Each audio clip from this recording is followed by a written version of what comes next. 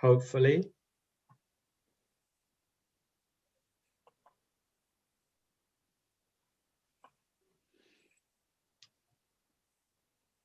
Hello, everyone. Thanks for joining us.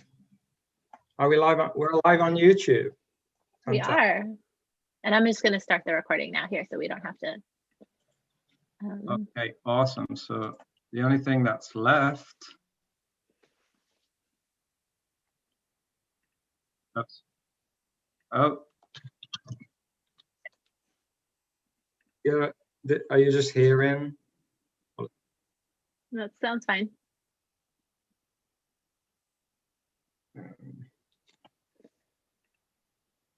Okay.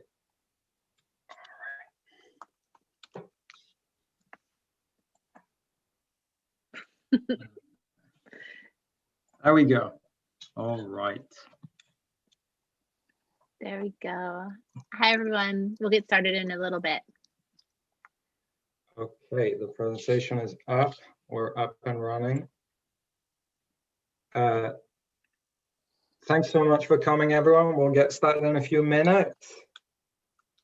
If you're joining us on YouTube, feel free to ask any questions in the chat. We will be monitoring them and adding them to the Q&A later on. If you're joining us via Zoom, please use the Q&A feature to line up your questions, and we'll use that to structure our Q&A at the end of the talk. We're planning on having a reasonably extended Q&A, hopefully at least 20 minutes at the end. So please don't hold back with your questions. Hopefully there'll be lots of questions. Lots of requests to help. That'd be great. So it's 2:01 p.m. Can you see how many people we have in there? 27. Okay, well, we should wait a little bit more. Wait a couple of minutes. I was just thinking that, you know, the beginning should always be set maybe at like in 5 minutes before the actual time rather than the other way around, right? Here we go.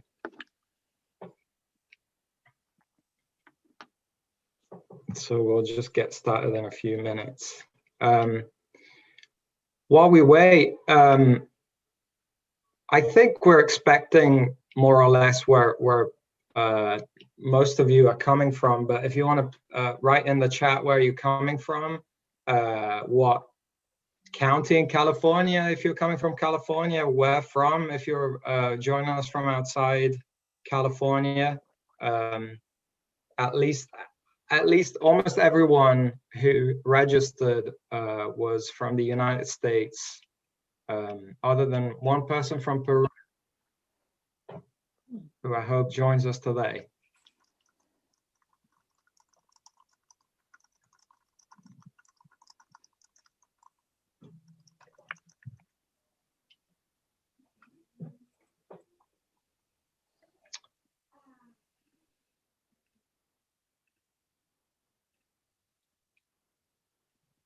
Hello. Yeah, the only thing about webinars is that I'm pretty sure the attendees can't see what everyone's writing in the chat. Only we can as panelists. Is that okay. true? They should just say panelists and attendees. Yeah, so make sure you say panelists and attendees when you say where you're from. Otherwise, just the 5 of us up here get to see. So change it your default exactly. We have almost everyone is joining us from California right now, although you know, good variety of California places and counties, but we have a Chicago-based person.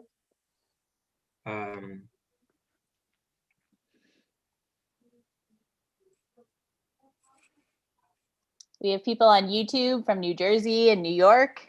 Oh, there we go. I see YouTube as the oh, and Calgary too. The more international venue. thanks so much for joining us today. It's really exciting to have you with us today. And we're really excited to share some of our work and to sort of give back to you and thank you for all the help we've been getting, and hopefully showing you that you are making a difference, and could help us continue to make a difference. So I guess I'll wait another minute and we'll get started at 2:05. So thanks everyone for your patience. Do you know, Rebecca, do you know what the count 43. is? 43. All right, okay, we're going there. All right, it's 2:05 p.m. So I'm going to get started here. Thanks everyone for joining us. Like I said, it really is a pleasure to have you here with us today and to be able to share some of our work and give back to the community a little bit, at least show you what we've been up to. My name is Gio Rapacciuolo. I'm a biodiversity data scientist with the community science team at the California Academy of Sciences. And my background is really in biodiversity data science and ecological modeling. I joined a couple of years ago. But my role really within this context is that to be sort of a link between the incredible work that Rebecca Johnson and Alison Young, co-directors of community science at the Academy, to be a link between them, who many of you probably know, and the California Ocean Protection Council, which is the amazing agency that looks after our marine and coastal areas in California, and in particular, Michael Esgro and Matthew Warham, who have been our more direct collaborators on this project. So I sit in between and I try to sort of convey information from one part to the other, and hopefully try to translate the amazing observations that come from you, the community, contributed by the community, and try to translate these into something that is hopefully useful for management and conservation of our coastal resources in California. So here we go. So here's the structure of today. I'm going to be talking for 50 minutes to an hour today. And these are really the 4 main points that I'm going to try and get across that structure this talk. And the first one is that community contributed biodiversity observations are really a large and growing portion of our overall knowledge about biodiversity globally and locally here in California, that is available to guide decision making. It really is a key portion of our overall knowledge.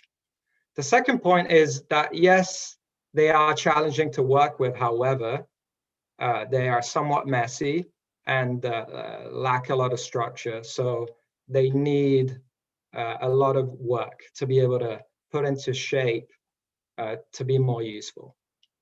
However, once you do that, you can extract indicators of biodiversity change and indicators useful to decision making from these data.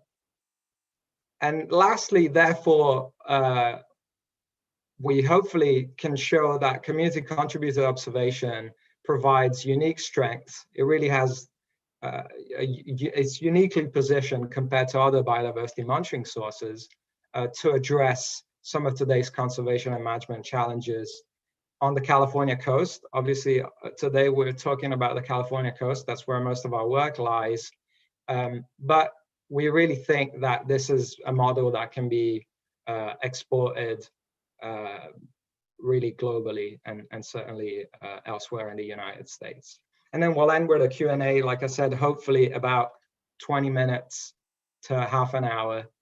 The uncertainty lies into how fast I will get through this talk.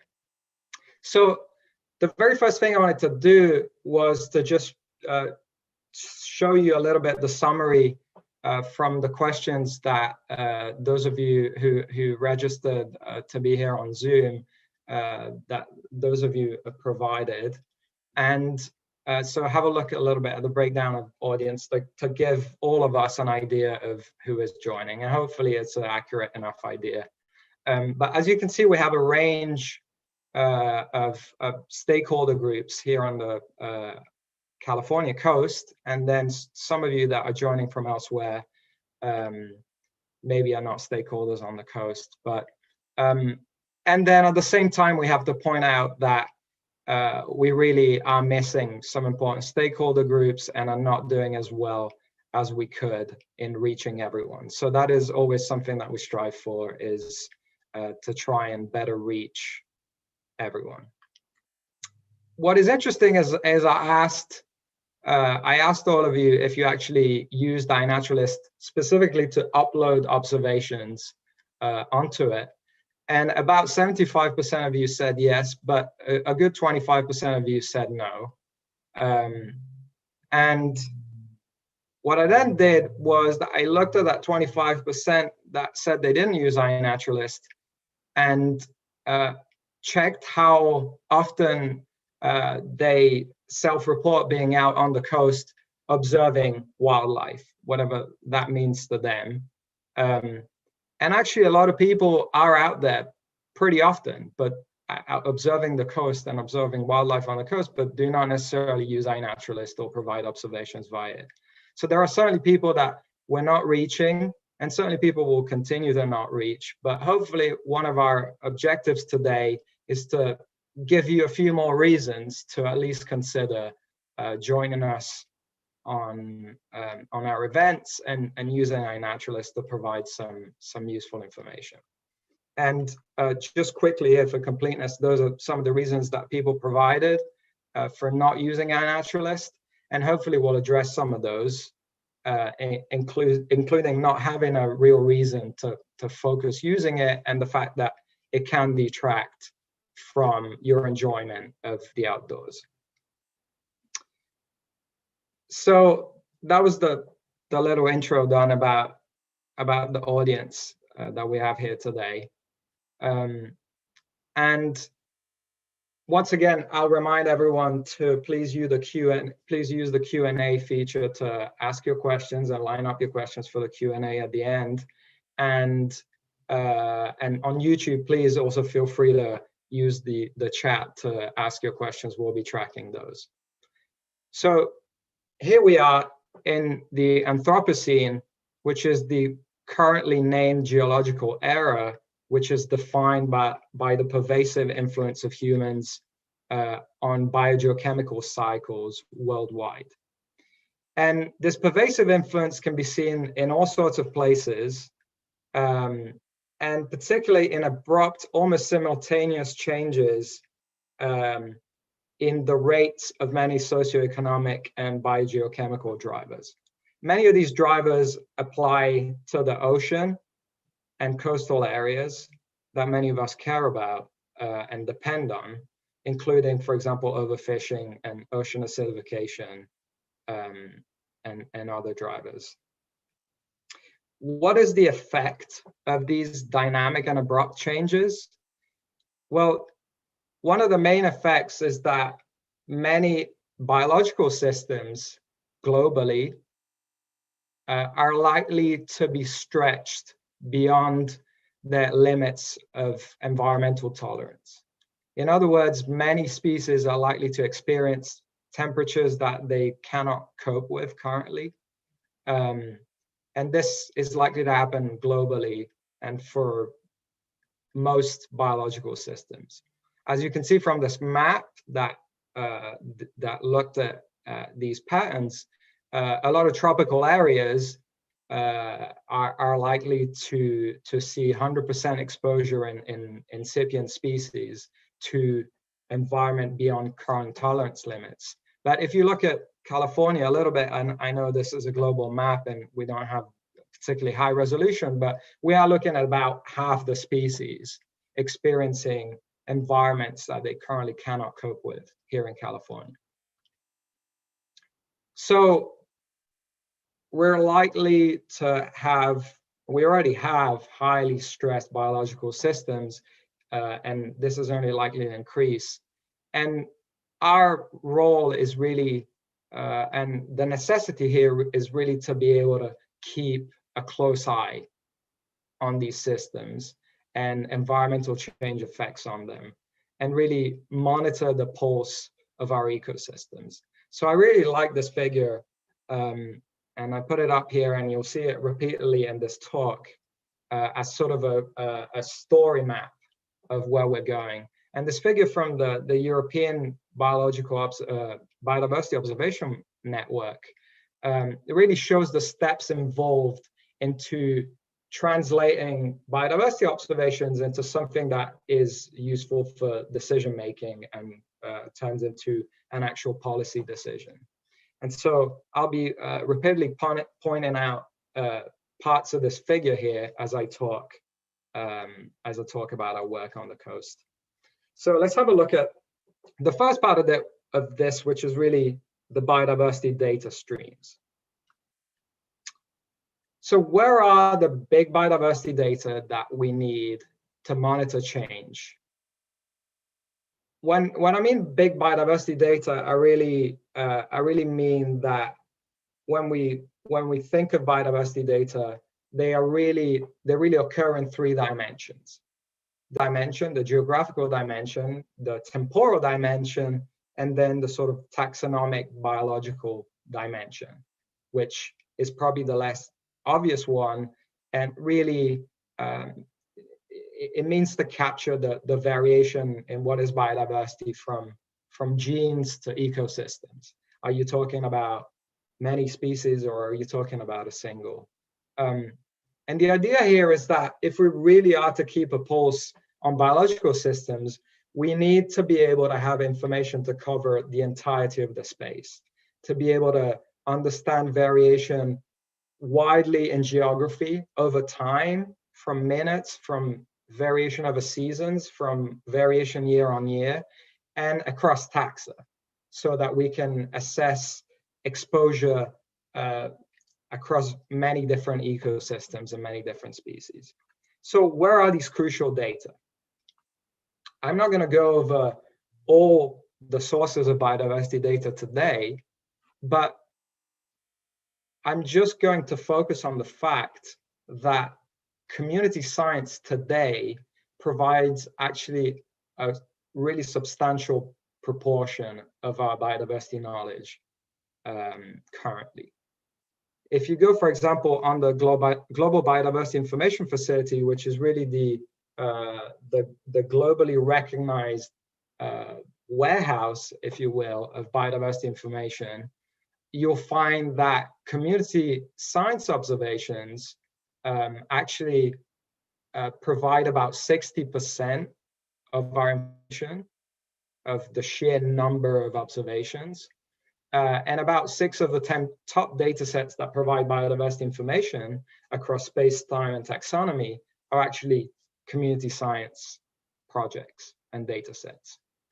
Of course, you see there highlighted, I will just say for completeness that a lot of this information is biased by how huge eBird is and the focus on birds. So that has to be said.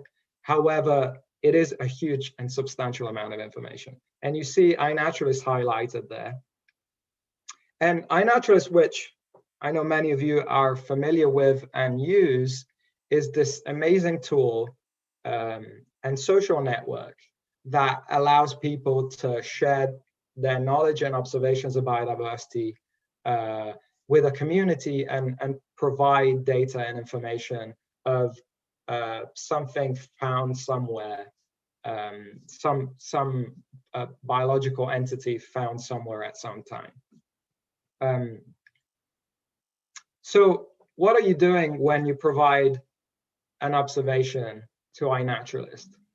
Well, obviously you're signed in, so we know what your username is, but the information you're really providing is what you saw, and so the biological entity, and this provides information across the taxonomy dimension, when you saw it, so the time dimension, and then where you saw it, which is the spatial dimension, the geographical coordinates of where you found something.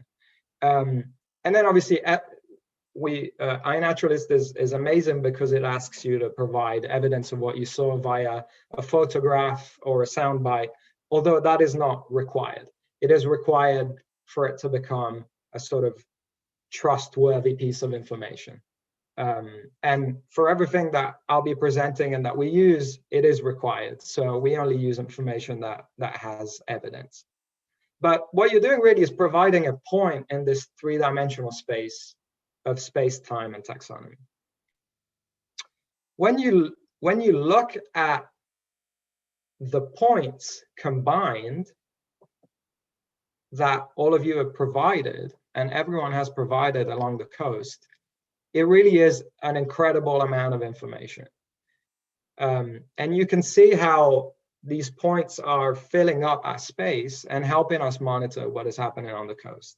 As you can see over the years between 2010 and 2020, there's been a huge increase in the amount of information available via iNaturalist. And you're obviously seeing the big spikes that have happened every summer since 2016. And those are really the huge influence of community science campaigns like Snapshot Cal Coast and even the City Nature Challenge, which is a global campaign we won't specifically be talking about today, but actually contributes to that boost. So Snapshot Cal Coast is this awesome community science campaign that was started by Rebecca Johnson and Allison Young at the California Academy of Sciences. And it has been running every year since 2016 for 1 to 2 weeks in June, obviously 2020 being an outlier. And the aim was really to provide us a whole snapshot of coastal biodiversity up and down the California coast, from Del Norte County to San Diego County. And iNaturalist is the platform that is used to capture the snapshot. So Snapshot Cal Coast would not be possible without the partnerships and the organizers that really make it happen on the ground up and down the coast in all of California's coastal counties. So thank you so much as local organizers. Without you, none of this would be possible. And it's absolutely amazing to continue to have you on board working with us. So it really is, Snapshot Cal Coast is really a network of partnerships organizing events locally. It has generated a tremendous amount of information. I was talking about 2020. As you know, 2020 has been an outlier for everything, and Snapshot Cal Coast was no exception. So the format was altered, and what you see there is a huge outlier providing almost 200,000 observations. That is really entire seasons worth of coastal iNaturalist data, where we sort of asked people to go out when they could and therefore captured all that information. But it's several seasons. We also asked people in a more traditional format to go out in December 2020, and you see that falls more so in line with the number of observations. But we are using information from Snapshot Cal Coast, and Snapshot Cal Coast is really the engine of observation that sort of boosts that observation on the coast. But we're looking at iNaturalist information in general on the coast. So all of these observations feature in our analyses and in our work anyways. What has happened up until now and so far with iNaturalist data?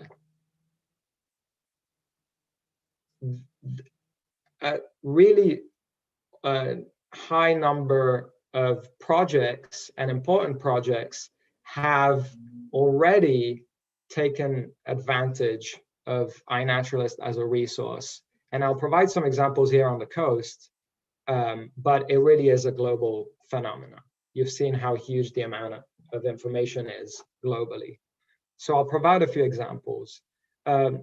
Last year, in 2020, the sunflower sea star, Pycnopodia helianthoides, was the first sea star, I believe this is right, the first sea star to be assessed for extinction threat with the criteria outlined by the International Union of the Conservation of Nature, which is the global entity that does that. It was the first sea star to be assessed, and unfortunately, as it will come to no surprise to many of you, it was listed as critically endangered, seeing huge declines. As you can see, I listed some of the data sources here that went into making this assessment, and iNaturalist really was a large part of what provided information to this assessment. So iNaturalist has featured heavily in this sort of way. iNaturalist also provides some of the unique and key observations of non-native species globally and here in California. So I know this example here, actually this observation is not from iNaturalist, but is from Reef Check, which is an awesome program, another community science program on the California coast, slightly different, quite different in fact, than iNaturalist.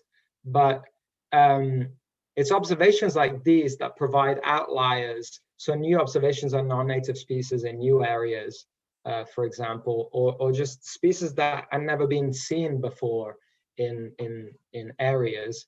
Those outliers are single key observations that tools like iNaturalist are specifically well placed to provide information on, because people are out there all the time providing information, especially of things that are unusual in the places they know. Here's an example that does use iNaturalist. It is the French broom in Marin County that was flagged here with this observation and many such observations, and allows managers to come in and eradicate it. And the last example I want to provide is that iNaturalist feeds into a large amount of research about range shifts and changes in species distributions in general. Here's an example on the coast, this awesome paper by Eric Sanford and colleagues. And iNaturalist really is a key resource in terms of occurrences in, like I said, new portions of a species range that were previously unknown, new populations that have been found. So these are the kinds of ways that iNaturalist data have been used and are used pretty commonly these days. But I think we'll all agree that it is somewhat unstructured, somewhat opportunistic, the use of iNaturalist data. And we were until now lacking more of a directed way to process and use iNaturalist data as a whole. But they clearly have huge potential and are already a key part of biodiversity monitoring globally. However, we ought to figure out how to work with them a little bit better. So I'm going to focus on this central part of the graph here, which is the integration and modeling part of the graph. So we have a bunch of data. I'm going to talk about community science data, but really it's a number of data streams. And these data, however, need to be put into shape and translated to really be important and key to guide decisions. So we have to talk now about the fact that data collected through Snapshot Cal Coast and via iNaturalist are messy and unstructured. And when I say messy, it means they are not collected using a specific survey design. They are collected opportunistically based on all of your objectives, all of your preferences, and everyone's behaviors on the coast and beyond.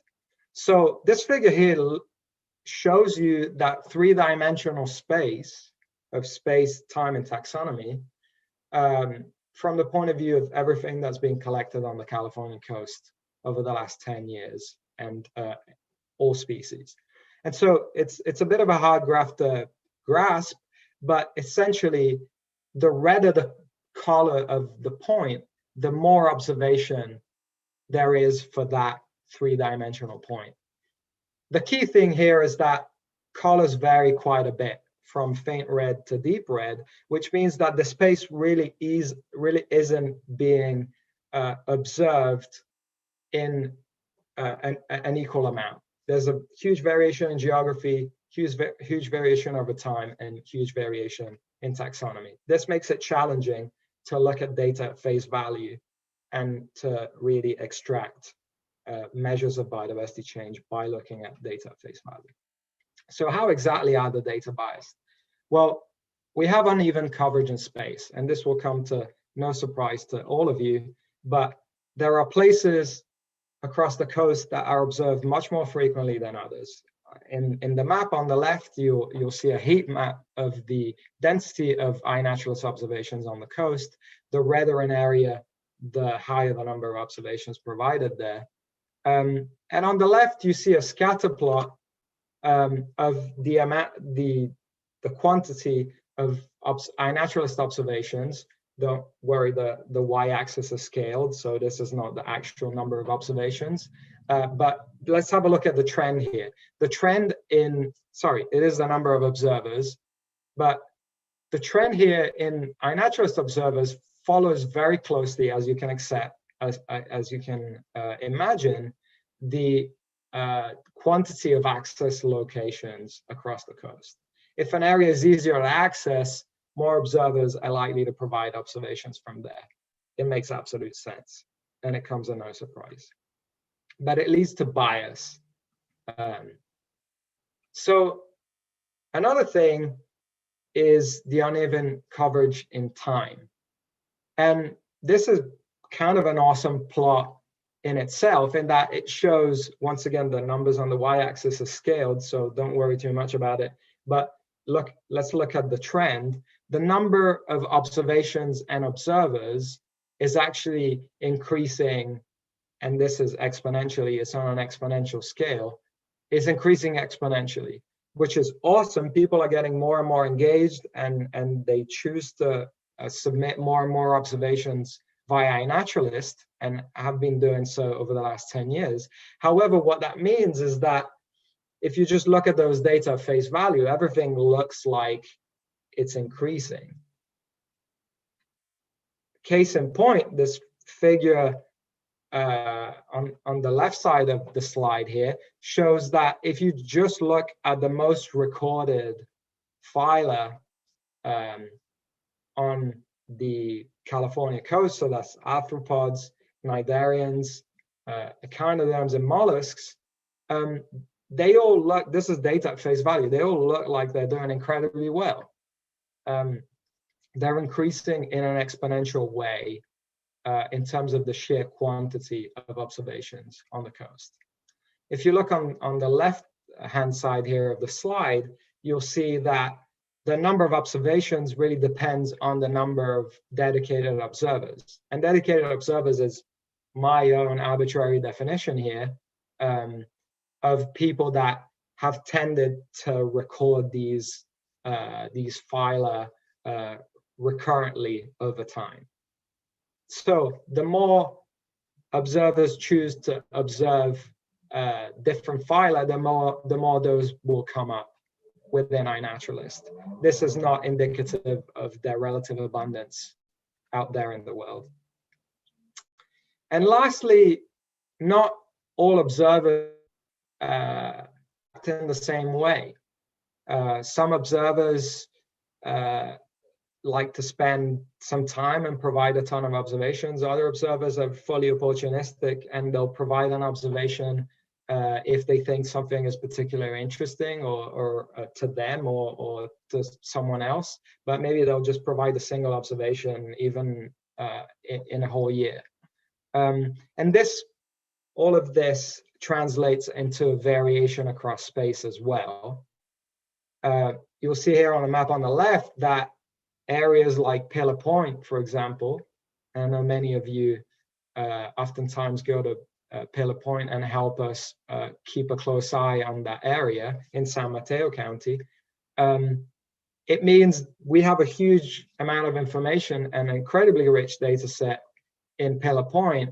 But if we looked at this at face value, we would just think that Pillar Point is by far the most diverse place anywhere on the California coast, just because we have a ton of information there compared to other places where we don't have a whole lot, including, for example, the northern counties. We have information there, we just have proportionally a whole lot less. So how do we overcome these challenges? We can't look at data at face value and assess changes between places, between times, just by looking at these data. We have to work with what we have, and via processing, analysis, and integration, that central part of the story map slide, we have to get to something that actually translates to real change. And this here is the recipe that we've put together over the last 2 years. And this is, you know, work in progress. It gets improved every day, just like a cooking recipe. Sometimes we add a little bit more salt. And it really involves 4 steps. And I'm going to go a little bit here over the 4 steps just to give you an idea, even though I don't want to spend a huge amount of time on this, but please do feel free to get in touch with us if you're particularly interested in this aspect. So how do we derive estimates of biodiversity change from these unstructured, opportunistic data? The first thing we want to do is try to add some structure to this 3-dimensional space of space, time, and taxonomy. We just have a scatter of points, but we really want to try and subdivide that space up in some way that goes towards adding some structure after the fact. In a normal survey, you would have the structure beforehand. You would determine the structure, the places you're going to go, how hard you're going to look there, how long you're going to look there, and what species you're going to look for. We haven't done that at the beginning. We've just engaged people into doing whatever they want, and that is what we want to do. But after the fact, we can try and add some structure. And so narrow down the places, aggregate data in over specific places and over specific time periods that can approximate a survey. And so here you just see, you know, the scatter of points here. Actually, we're trying to look at places and aggregate data across places in a way that then provides more richness of information, albeit trading off some resolution. So we might be able to provide some good estimates over a year, but maybe not over a day or over a month. So to give you an idea here, what this is really getting at is trying to dig into the kind of observation intensity that users employ when they go out observing on the coast.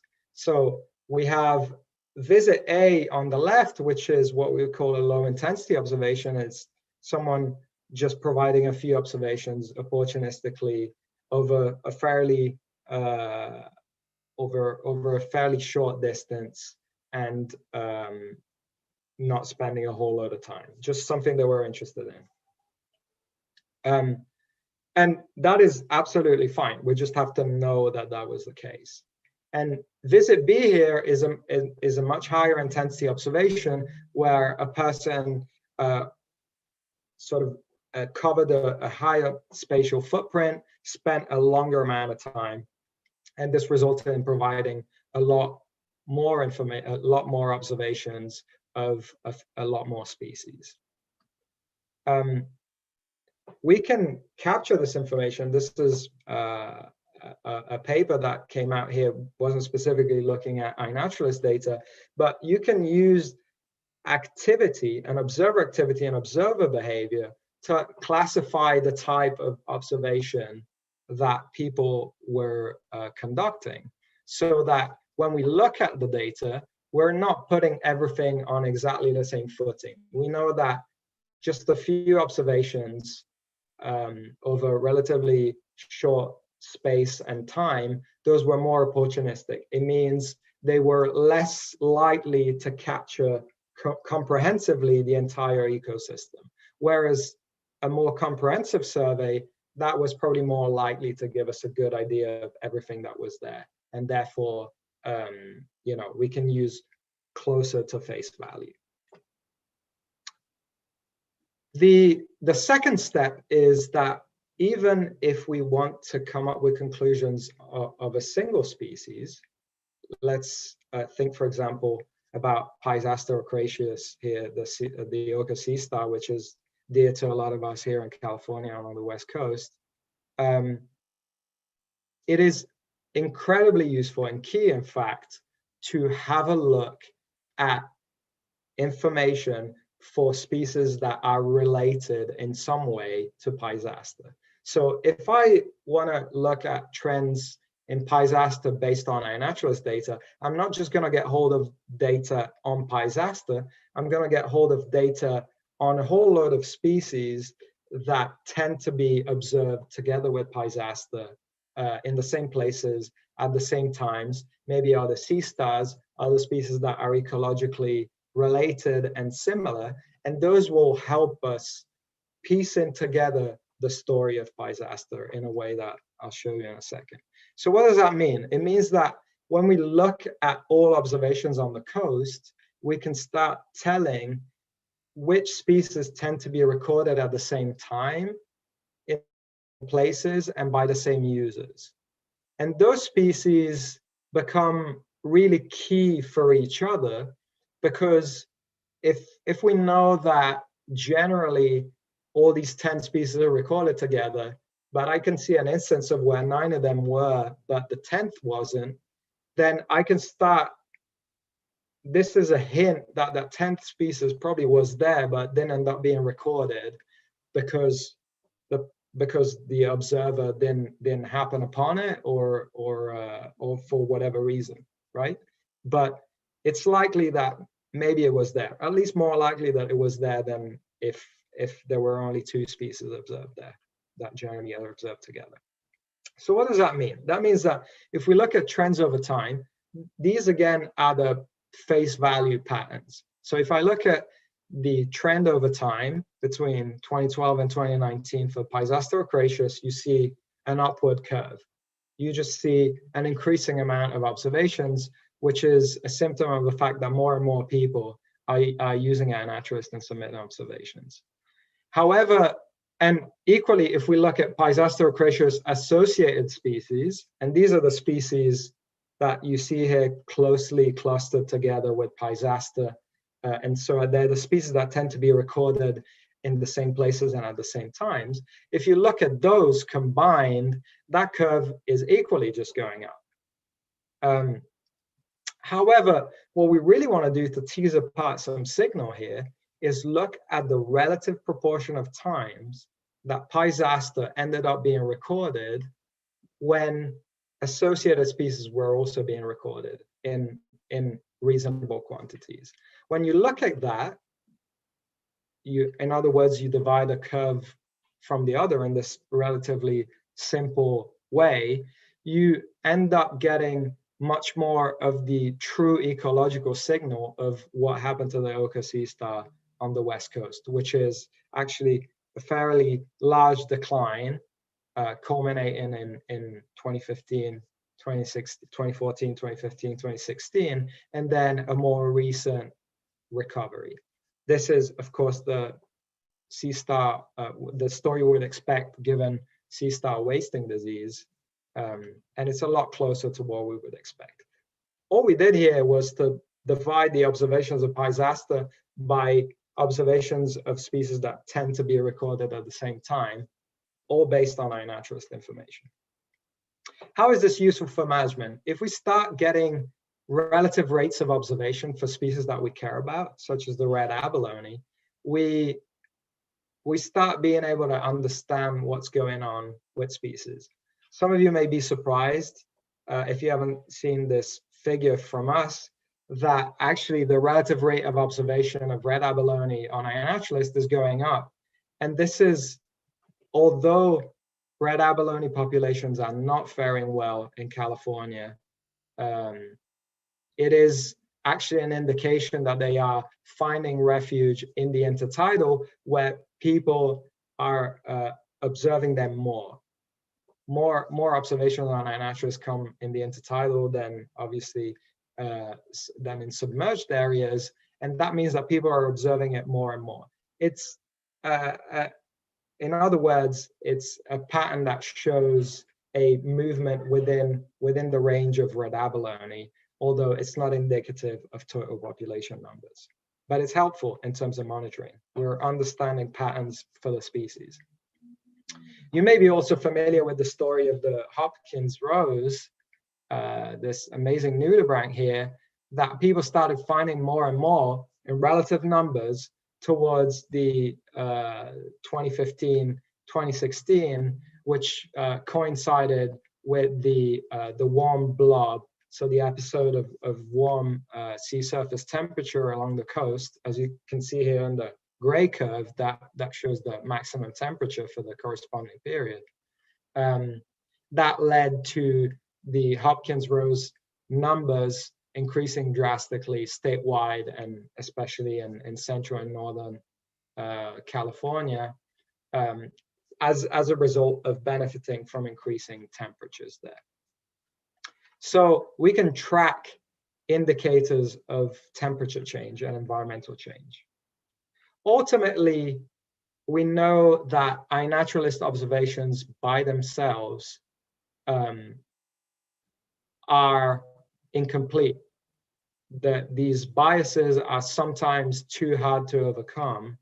And in any case, there is so much biodiversity monitoring information on the California coast, but beyond, anywhere in the world, there is a lot of information beyond iNaturalist, beyond community science, and there is no reason why we should be ignoring this if we're trying to get at evidence-based policy decisions. There's also information about oceanography and temperature that we have to take into account. And all of this information really ought to feature in an integrated model. So let's not think too deeply about this equation here. All I wanted to show you was that really where we're heading and where we should be heading in terms of biodiversity monitoring is capturing iNaturalist information as an additional data stream into our biodiversity integration and modeling efforts, together with detailed surveys, ecological surveys on the California coast. We're lucky to have the multi-agency Rocky Intertidal Network. In fact, it's a US West Coast wide program. And it's incredible. It provides much more standardized information that, combined with iNaturalist, can provide a hugely comprehensive picture of biodiversity change. We also want to include measures of temperature change and change in oceanographic parameters like salinity and sea level rise. And then the last part is bias predictors, things that we know bias the rate of observation on the California coast. So those are, like we were saying, coastal access locations and human population density, things that we know that really truly drive the pattern of iNaturalist observations at face value. Once you do all of that, you're able to get a much more accurate and detailed picture of biodiversity on the coast. So when we put it all together, we can map the density of species distributions along the coast. This here is Tetracleta rubescens, the pink volcano barnacle, which we can find out via all this information combined is limited by temperature, by minimum temperature on its northern edge of its range, which means that it actually can benefit from higher temperatures. And we've seen increases in its range limits, in its northern range limits towards more northern areas in California, as it's benefiting from increased sea surface temperatures. And in fact, we've been able to start forecasting where it might end up in the next decade based on projections of further rising temperatures. And you can see that we can start having really detailed pictures of biodiversity indicators for specific species and across the coast and over time, including forecasts in the future. So I've talked about integration and modeling in the middle there. And as you can see, stakeholder engagement, which is what we're doing today, and which you help us do throughout all of this, is really a cross-cutting part of these efforts. And so we're deeply grateful for your involvement, because without you, there's no meaningful work to be done here. So what we have done in the past and what we carry on doing is to reach out to stakeholders on the California coast, people that care about the California coast and biodiversity on the California coast. And so that is all of you, people that depend for their livelihoods or their recreation on the California coast, or people that make decisions to manage the California coast, or just members of the public that want to help us provide observations or just love it and enjoy it. So we've in the past asked people to let us know what they would want, what they care about on the coast, what they would want to know about change on the California coast, what concerns them, the kinds of species and places they love and would want to know more about or are concerned about. We also led, back when we could meet in person, we had an in-person meeting at the California Academy of Sciences with a ton of great people. I hope some of you are out there listening to me right now. And we presented some of our results, we presented some of our tools, and these are really listening sessions. I mean, I personally wouldn't know where to begin. I mean, I'm an ecological modeler, and I deeply care about these issues, but I'm not out there every day. I don't know what the exact relevant issues are. I don't know what the exact things are that we should be looking at. So I am this person in the middle, and it's really you that drives what it is that we're looking at. We're just the tool, and it's up to you to sort of point us towards what it is that you want to keep a close eye on. So we really value these moments, and they've been key to direct us so far, and we really hope to have many more of them and continue to do this.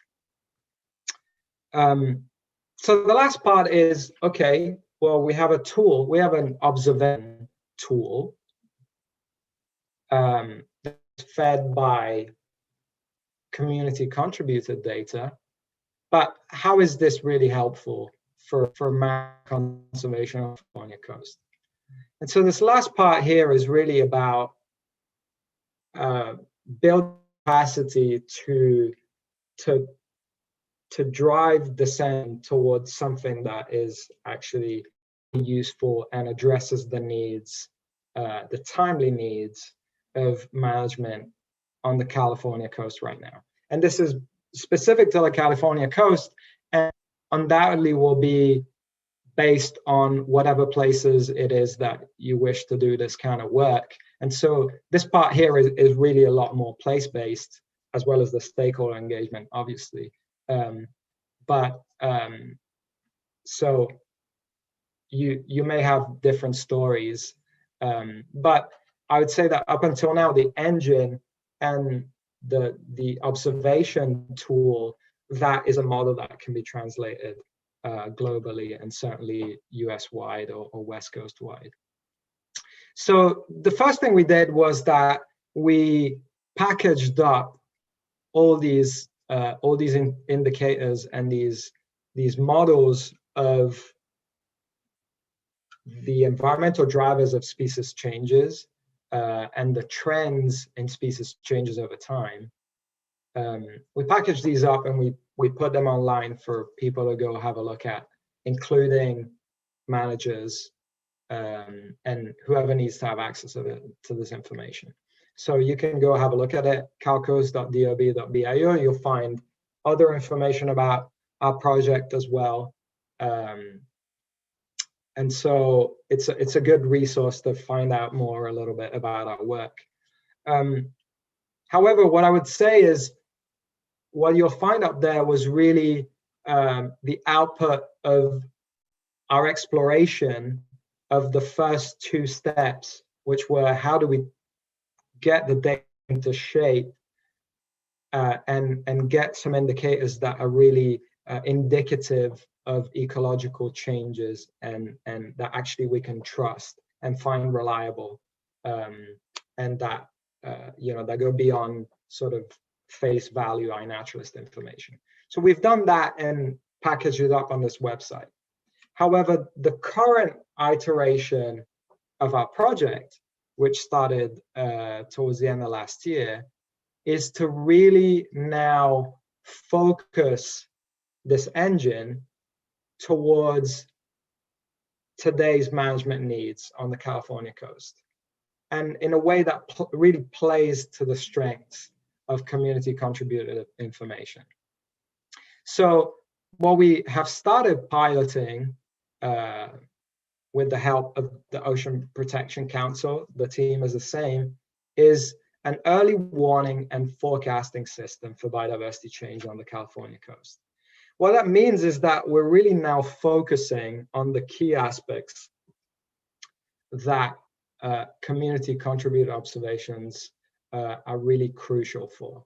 That is early warning of abrupt changes in native species and non-native species, and then the key feedback between findings and the ability to engage people toward and sort of guide people towards certain places and certain species and certain asks that seem more relevant.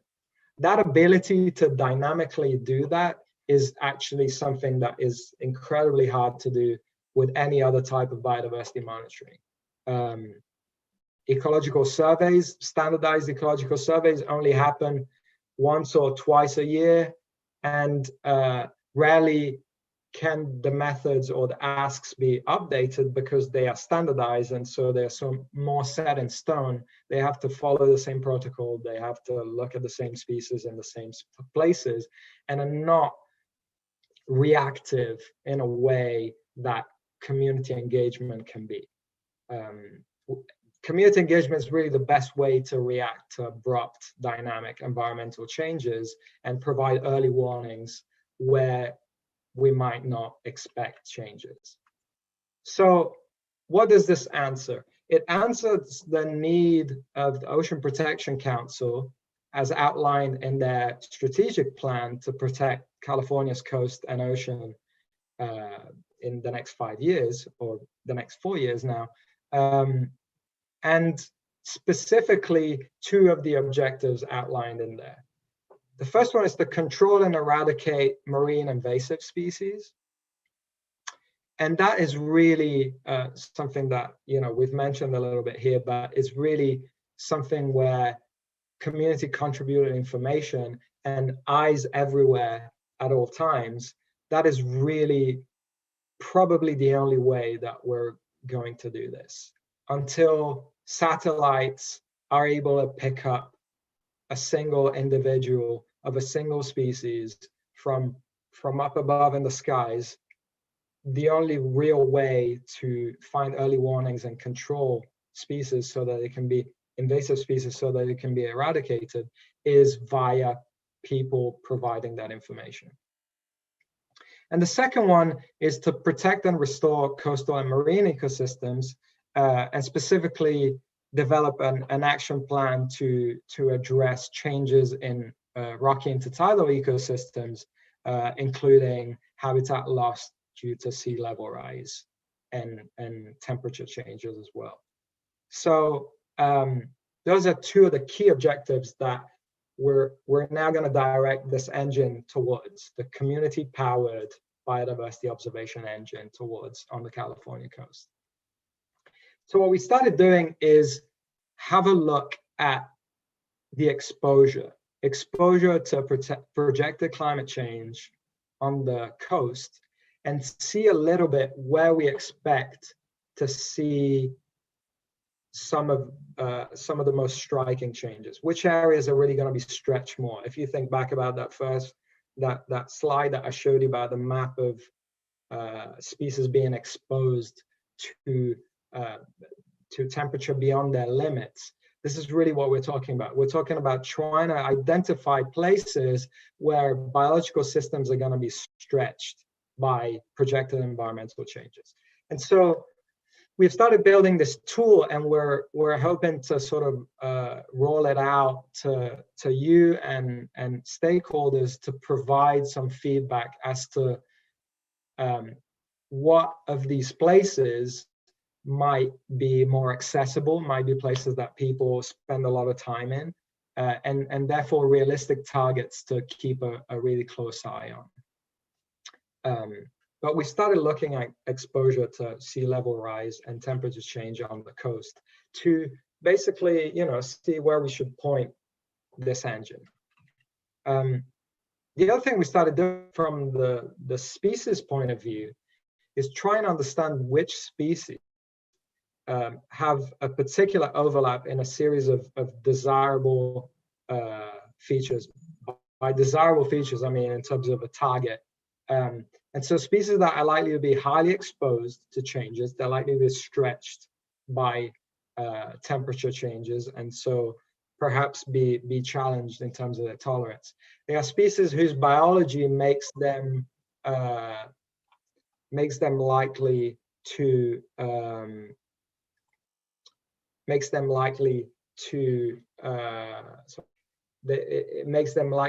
be particularly susceptible to changes in the environment, perhaps because they're slow moving or they're slow reproducers.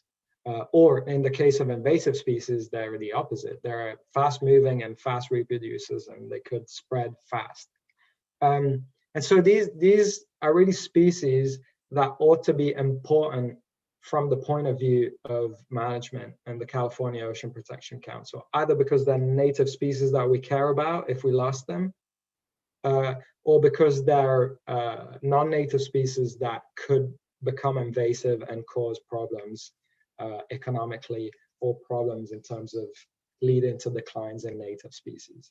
And then the last part of this is really that we want to make sure that these are species that can be widely documented and widely observed by the community, and for which iNaturalist observations are going to be useful in terms of identifying a species, in terms of observing a species. So we do have to contend with the fact that we can't ask people to spend hours out there trying to find a species, but a species has to be relatively conspicuous to be found in case it was there. So what are these species? We've put together a few lists of species. This right here is basically a pilot that we're doing for this project. So we're sort of in a microcosm trying to figure this out before we extend extend it to more species, and try to really scale this out as the fully fledged project that will address the Ocean Protection Council needs. So help of the Ocean Protection Council, Mike Esgro, Matthew Warham, and in fact CDFW, and a lot of different stakeholders, we've identified species that are important. And then we've narrowed down the species that are also likely to be exposed and that have sensitive biology, and that we think can be observed relatively easily, and observations provided by iNaturalist. In fact, we already have observations on iNaturalist. We just need them frequently and in different places perhaps than we have them now. So these are some of the species. I don't want to go into too much detail, but this is basically hopefully where you see us heading in terms of really focusing much more our effort here in terms of directing this observation, this awesome community-powered observation engine, towards something that directly addresses the management needs. And so what does that mean? This figure here, which is a little crazy, I'll admit, but hopefully gives you a good idea here, a sort of summary. So in the middle, you see what the early warning system is. The first step and the second step are what I talked about in the first part of this talk. They're the modeling and the forecasting that help us translate community contributed information into indicators that are of biodiversity change and ecological change that are more reliable and that can be put into shape for something that eventually can be of management use. And then the third part is to use our forecasts and the understanding of our models of where species are currently and species are headed or maybe are likely to disappear from, to guide community engagement and really ask people to pay particular attention to some species and some places that we ought to start keeping a close eye on, given projected changes there and ongoing changes in the last 10 years. So this is how all the parts of this engine fall together, and how are we going to transmit these asks from what we find via the data and the models and forecasts to you and the people that want to help us and want to become engaged on the coast to provide useful information. Well, this is one such engagement tool, and it's by no means all of it. We're figuring out a strategy to package up those findings. But this you may have seen before is the sort of most wanted species list and the flyer that you might receive for Snapshot Cal Coast every year, which really highlights some species that we particularly care about if they end up being observed or recorded. And those species, traditionally, they've been more so species that from a scientific point of view, we expected seeing change in, whose ranges we expected shift in or changing with respect to temperature change. But this is likely to morph a little bit, either in itself or something like it, towards the species that are of management importance and that we anticipate are going to likely to be stretched or might cause some problems if they're non-native. So this is an example of how we might try to transfer this ask and this anticipated knowledge to you to help guide your observation a little bit. This is just to show you that this project is part of the relatively new California Biodiversity Collaborative that was started with the executive order signed by Governor Newsom towards the end of last year. and with 4 objectives: understand, protect, restore, engage, and empower. And this project here is part of trying to actually put that plan in action. So you can go have a look at this website. It's pretty cool, but you can understand a little bit more about the general context that this initiative falls into. I think the website is biodiversity.ca.gov to find out more about it.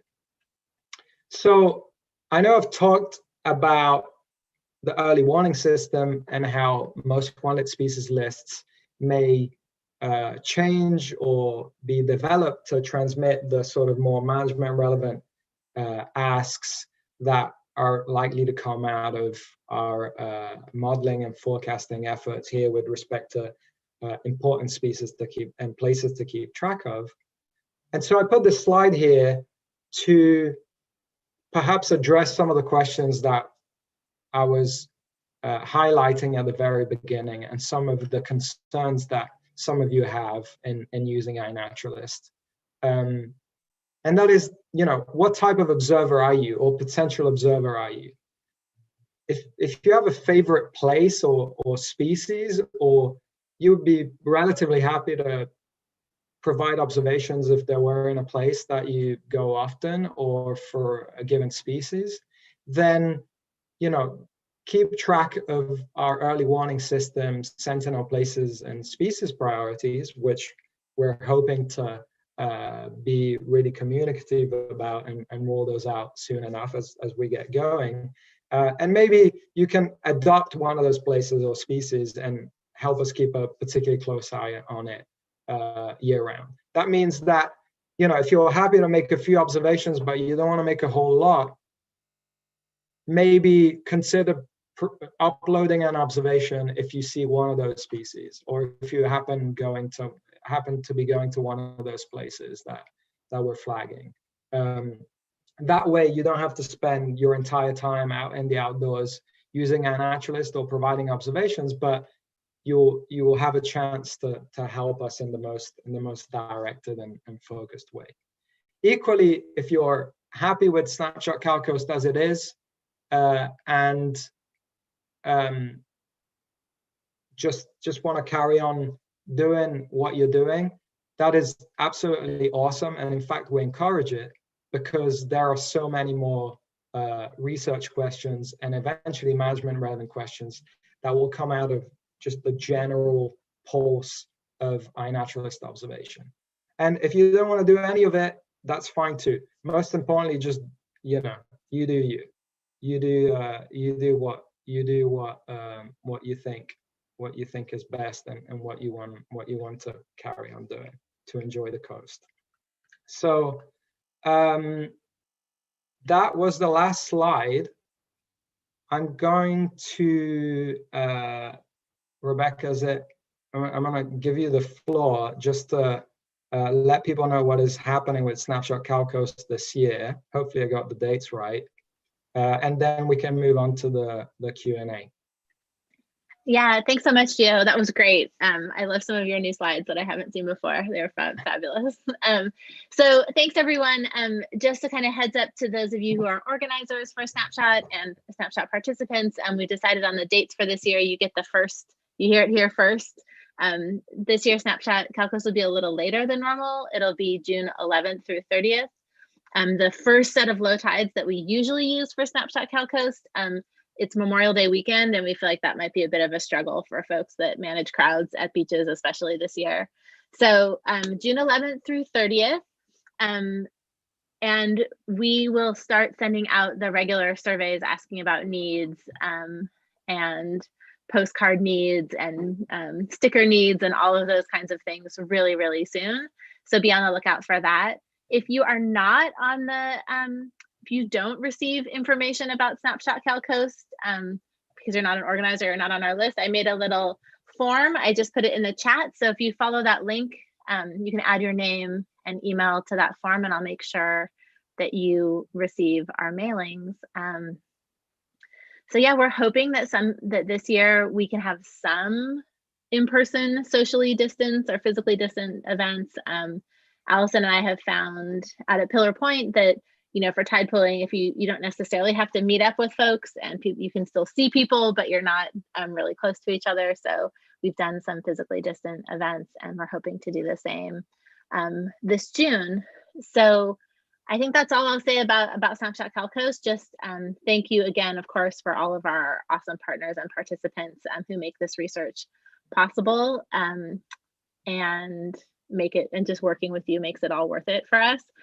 And I think we can turn it over to questions. There are a couple of questions that I already have, Gio.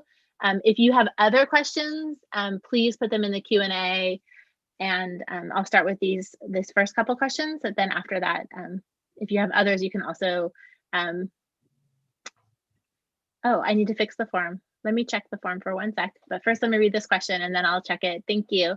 So Jay has a question, and was asking about, the general kind of increase in observations through time on iNat, and you addressed a lot of that, Gio, but he's asking, if the process that you described, is that still usable for species with a relatively small number of observations over the years, like less than 300?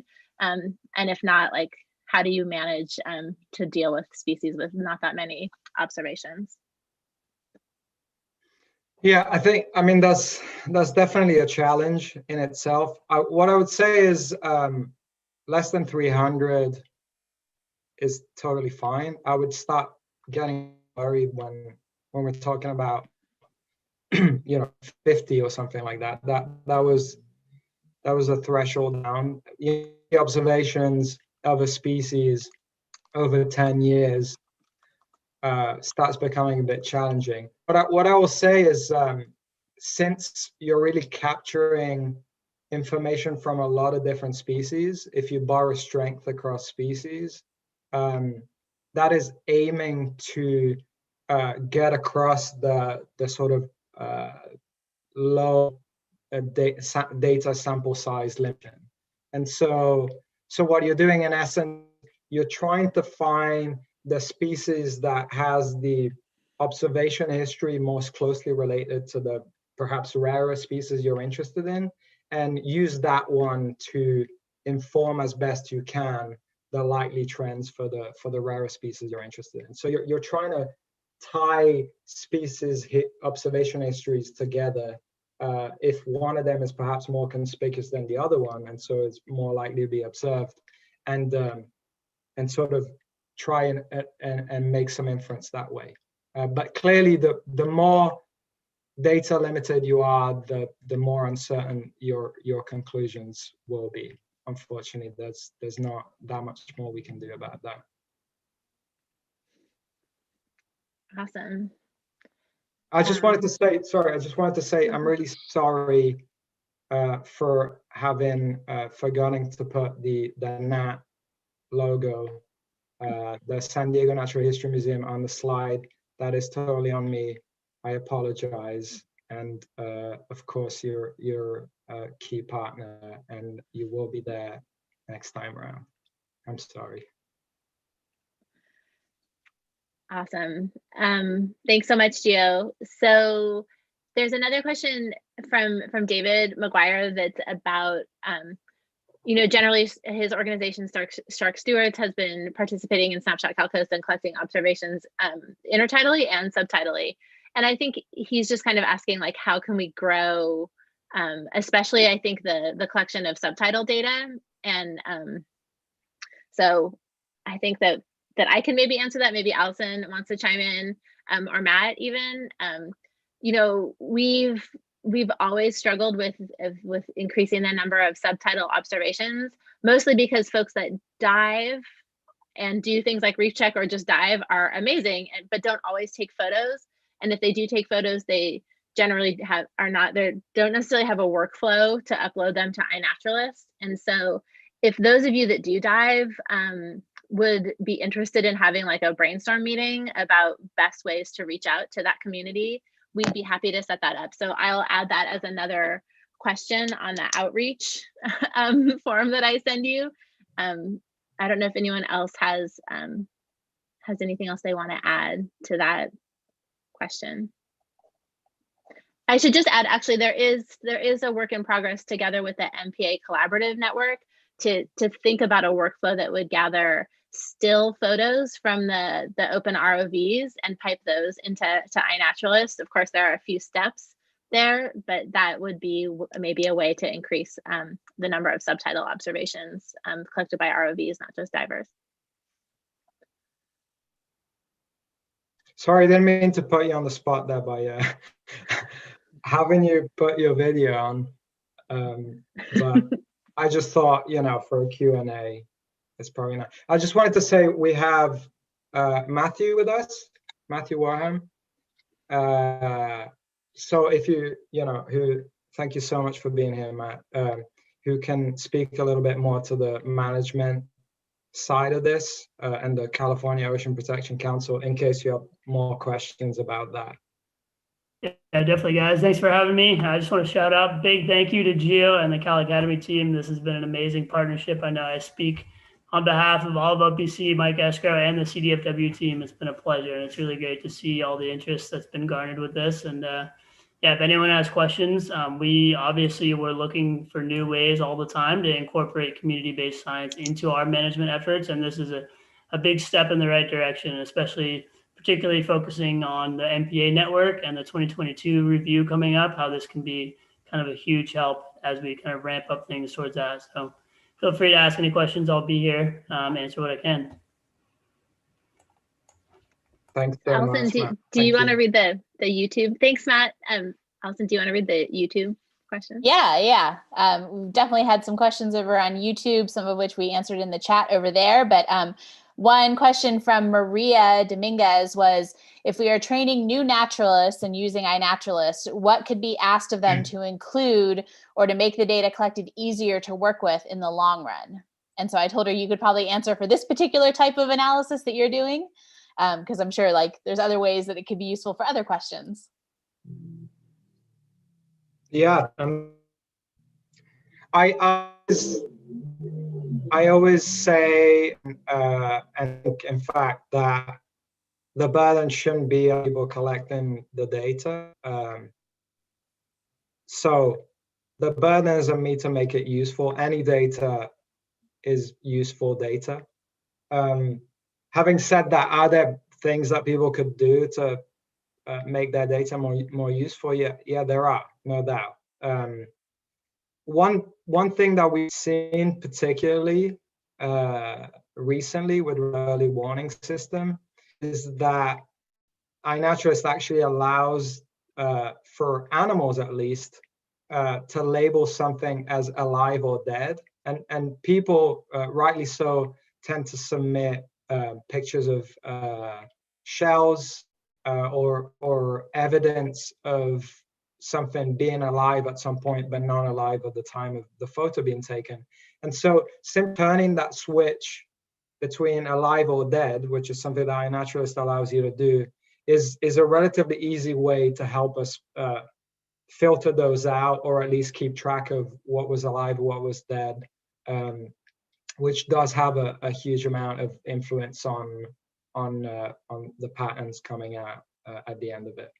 So that's just a small way to help, in addition to just making any observations. And Sage Wolf over on YouTube also is asking, how do we find the Sentinel species and locations? Where can people find that list? So, I mean, it's something we can all answer, but currently nowhere, unfortunately. And so we are in the midst of piloting this project and working on this. So what I would say is eventually you are likely to get this information via Snapshot Cal Coast engagement materials, potentially on the Cal Academy website, on our website, on the calacademy.org, currently citizen science, and eventually also on calcoast.dob.bio, which currently has a lot of species and places that aren't focused to our sentinel species in places, but eventually are likely to become those.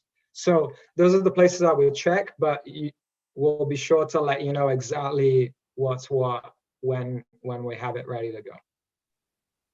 And I did point out that we do have a list from the December snapshot push of at least some of those native and non-native species that we're interested in. So that's a great place to start. If you are interested in, going out looking for particular species, that calacademy.org/Cal Coast site does actually have a list at the bottom of species that we are interested in. It's just not the full list of species yet. Awesome. And I put that link in the chat for all of you. All right, there are a couple more questions here on Zoom.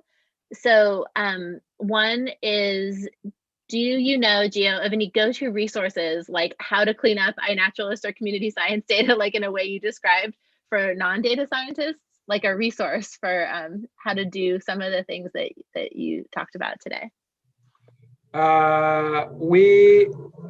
So what I would say is we wrote a report to the California Ocean Protection Council and California Department of Fish and Wildlife about exactly this. And so it's a report using non-particularly technical language, certainly no code, just describing it. And you can find that report on calcoast.dob.bio, once again, the website where we sort of put all our project materials. If you scroll down, you'll find a link to reading the report. That is probably currently the best way to do to get a full, comprehensive and non-technical description of the steps involved in our recipe. Like I said, our recipe is evolving though, so it's a dynamic thing. Great, thanks. And there was one more.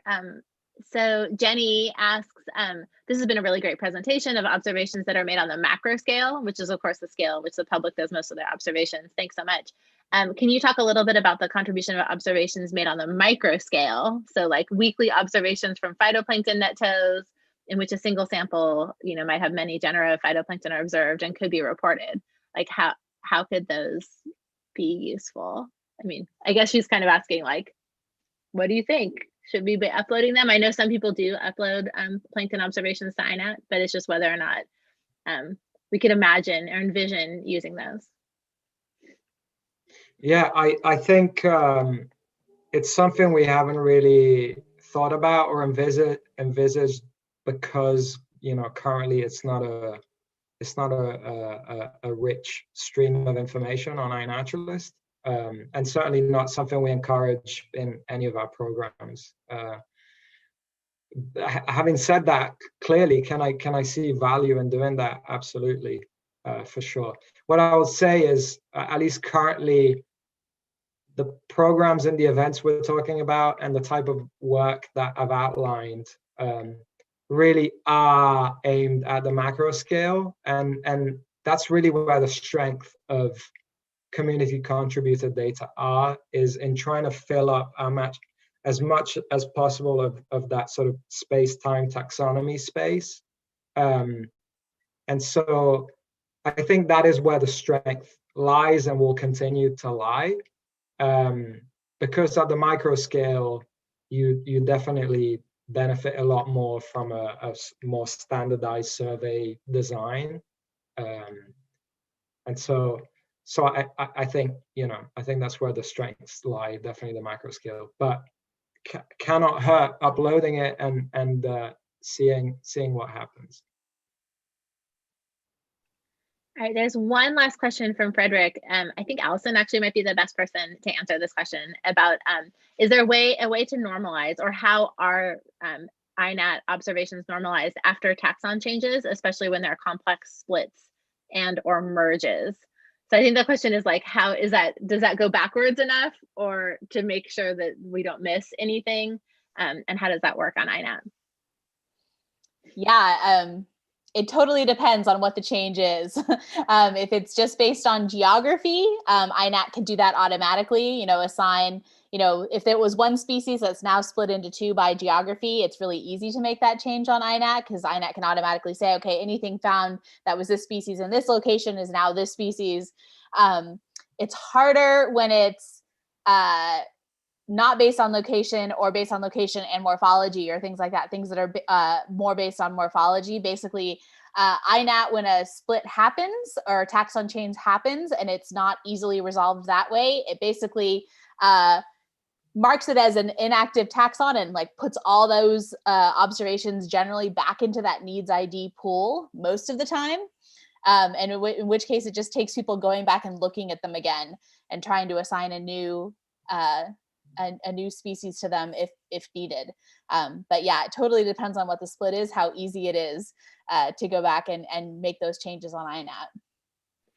I guess that thank you so much, Allison. I know it can be super complicated. That might be a good, like, a little segue into something Allison and I are hoping to do this March, is a California iNaturalist observations from California identification-a-thon in March, to help us identify as many things as we can from the entire state of California in advance of Snapshot Cal Coast, marking things dead and alive, like Gio said, looking at taxon things that have been made inactive.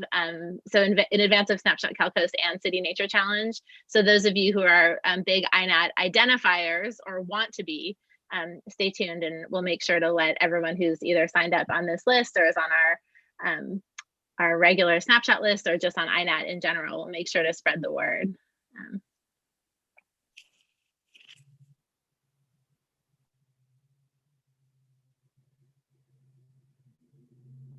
So I think we're done with questions, and it's 3:30, so. All right. That's awesome. Well, feel free, obviously, to get in touch with us if any questions come up. If you want to have any information, want to chase up on any of the websites we talked about or resources. And thank you again so much for joining us. And, once again, it couldn't happen without you. It wouldn't exist without you. So it's really awesome to be able to work with these data and this information and work with you. So thanks so much, Gio, for an awesome presentation and bringing your complicated data science to all of us. It's great. And thanks again for everyone for being here today. And it's a lovely day. Maybe, hopefully, at least if you're here in California, get out there and make some observations. Yeah, there's good low tides happening right now and through this weekend. So get out to the coast if you can. All right, let's go. Someday we'll be all together doing it. So we'll look forward to those days. Hopefully. Thanks, everybody. Thanks, everyone. Thanks, guys. All right, thanks so much. Thanks, Matt. Thanks so much, Matt. Thanks, team. Bye. It was impressive. Thank you. Bye, thank you.